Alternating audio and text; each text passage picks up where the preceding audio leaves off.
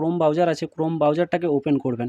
Open করার পরে আপনি সার্চ বারে লিখবেন NPCI। দেখুন এখানে সার্চ করবে, তাহলে আপনার সামনে এরকম একটা পেজ ওপেন হবে। দেখুন সবার ওপরে এই যে অপশানটা দিয়েছি NPCI, এই অপশানটায় টাচ করবেন, মানে এই সাইটটাকে ওপেন করবেন। দেখুন সাইটটাকে ওপেন করার পরে আপনার সামনে এরকম একটা পেজ ওপেন হবে। দেখুন এখানে ওপর দিকে এই যে 3 লাইনটা দেখতে পাচ্ছেন, এই 3 লাইন অপশানটায় টাচ করবেন।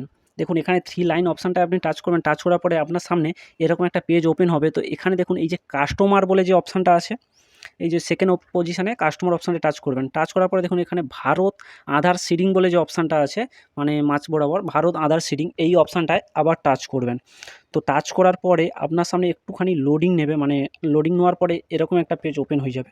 তো এখান থেকে দেখুন আধার ম্যাপ স্ট্যাটাস বলে যে অপশানটা দেখাচ্ছে, এই আধার ম্যাপ স্ট্যাটাস অপশানটায় আবারও টাচ করবেন। তো আমি এখান থেকে আধার ম্যাপ স্ট্যাটাস অপশানটায় টাচ করব, আপনিও আধার ম্যাপ স্ট্যাটাস অপশানটায় টাচ করবেন। টাচ করার পরে আপনার সামনে এরকম একটা পেজ ওপেন হবে। এখানে আপনার আধার কার্ডে আধার কার্ডের নাম্বারটাকে দিয়ে দিতে হবে। ওপরে এই যে ঘরটা দেখতে পাচ্ছেন, এখানে আধার কার্ডের নাম্বার দিয়ে দেবেন। তো আমি এখানে আমার আধার কার্ডের নাম্বার দিয়ে দিচ্ছি, আপনি আপনার আধার কার্ডের নাম্বারটা এখানে দিয়ে দেবেন। দেখুন আমি আধার কার্ডের নাম্বারটা দিয়ে দিয়েছি। দিয়ে দেওয়ার পরে দেখুন এখানে নিচে এই যে ঘরটার মধ্যে নাম্বারটা দেওয়া আছে, এই যে ক্যাপচারটা দেওয়া আছে, এই ক্যাপচারটা কিন্তু এই নিচের ফাঁকা ঘরটার মধ্যে এন্টার করে দেবেন। দেখুন আপনার ওই যে ক্যাপচার আসবে, ক্যাপচারটা এখানে এন্টার করে দেবেন। আমি আমার এই ক্যাপচারটাকে এখানে এন্টার করে দিচ্ছি।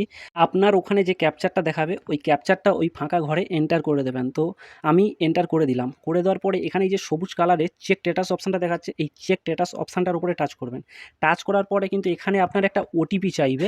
যেই ওটিপিটা আসবে, আপনার যে আধার কার্ডে যে মোবাইল নাম্বারটা আছে, সেই মোবাইল নাম্বারটার মধ্যে কিন্তু ওটিপিটা আসবে। ওই ওটিপিটা নিয়ে আপনার এই যে ওটিপির জায়গায় আপনি ওই ওটিপিটাকে বসিয়ে দেবেন। এসএমএসের মাধ্যমে আসবে। আমি এখানে ওটিপিটা বসিয়ে দিলাম।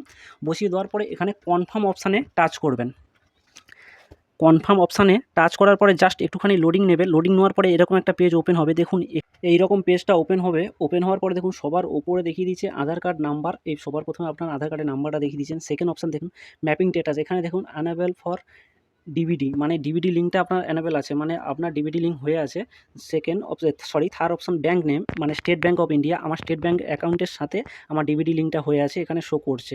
তারপর লাস্ট আপডেট ডেট এখানে এরকম দিয়ে দিয়েছে। যদি আপনার ব্যাঙ্কের নাম দেখিয়ে দেয়, প্লাস ওই যে সেকেন্ড অপশান ম্যাপিং স্ট্যাটাস, এখানে যদি আপনার অ্যানেবল দেখিয়ে দেয়, মানে আপনার ডিভিডি লিঙ্কটা হয়ে আছে এই ব্যাঙ্ক অ্যাকাউন্টের বা ব্যাঙ্ক ব্রাঞ্চের সাথে, মানে স্টেট ব্যাঙ্ক অফ ইন্ডিয়ার সাথে।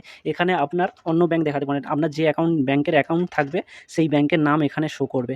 আপনার যদি এইরকমভাবে শো করে, তাহলে আপনি বুঝবেন যে আপনার ওই ব্যাঙ্কের সাথে, মানে আপনার যে ব্যাঙ্ক অ্যাকাউন্ট, মানে যেই ব্যাঙ্কের অ্যাকাউন্ট, সেই ব্যাঙ্কের সাথে আপনার ডিভিডি লিঙ্কটা হয়ে আছে। খুব সহজেই এইভাবে চেক করে নিতে পারেন।